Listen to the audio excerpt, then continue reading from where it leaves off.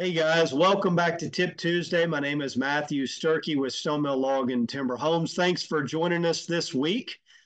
This week, I want to talk about some budgeting tips. Specifically, want to talk about when it's okay or when to use contingencies in your estimate or in your budget. And what are contingencies? Well, when you are doing estimating, contingencies are there to cover some of the things that may be unforeseen or maybe some of the changing costs that occur in a building project from when the estimate was done to when you're actually completed with the scope of that project. So it just covers some of the unforeseen things along the way.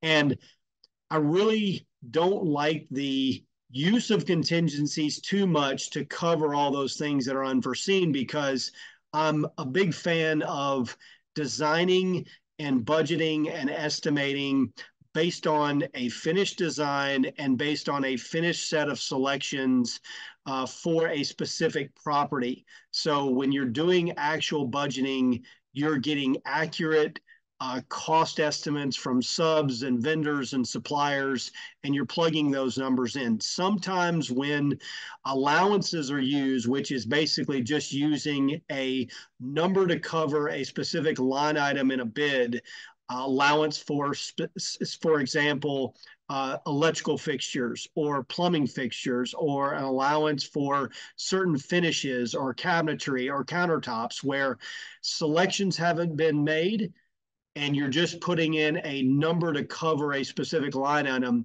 This is where I think contingencies in a bid that's got allowances in it is a little bit more important, making sure that you have some money in there to cover some of those things that might be unforeseen, or when you actually start making selections, if those selections that you make are greater than the allowance you put in for that specific line item. So contingencies are there to kind of cover maybe an estimate that's not as thoroughly and accurately done. I don't mean that to say that in a bad way, but if you're trying to get a ballpark number to see if this project is feasible for you, then sometimes allowances are used in a turnkey estimate before you proceed forward and start really investing further into the project. So again, contingencies can be a good thing. They can be used in a good way.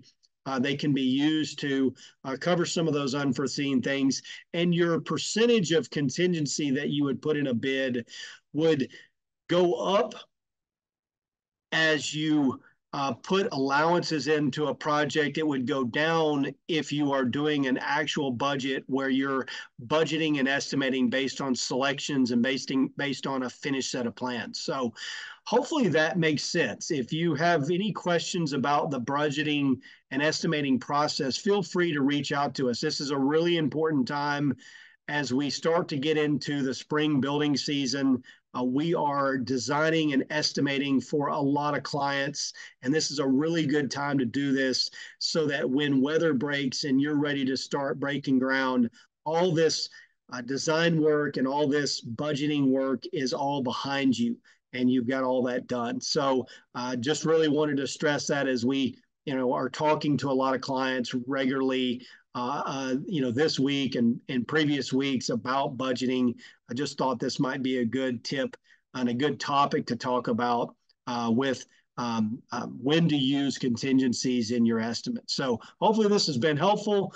Thanks for joining us. If you have any questions about this Tip Tuesday or any others, feel free to reach out to me anytime. Until then, we look forward to you joining us next week. Stay safe and healthy and take care.